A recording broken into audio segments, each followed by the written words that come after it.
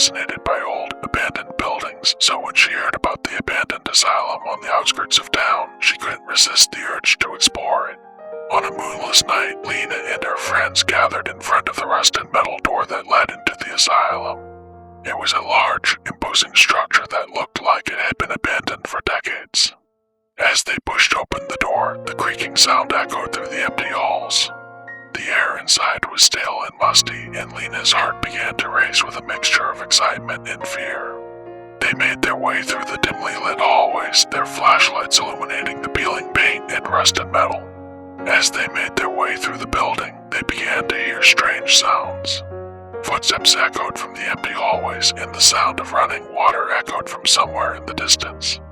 Lena's friends were getting restless, and she could see the fear on their faces. But Lena was determined to explore every corner of the asylum. She led the group deeper into the building until they found themselves in a large, damp room filled with pipes and machinery.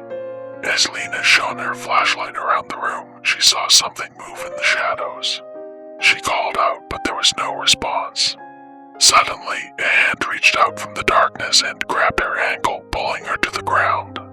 Pain shot through her body as she hit the concrete floor. Her friends tried to help her up, but she was frozen with fear. The hand was still holding onto her ankle, and she could feel it pulling her towards the water that was rushing through the pipes. With a burst of courage, Lena kicked the hand away and scrambled to her feet. They ran back through the dark halls, their footsteps echoing through the empty building.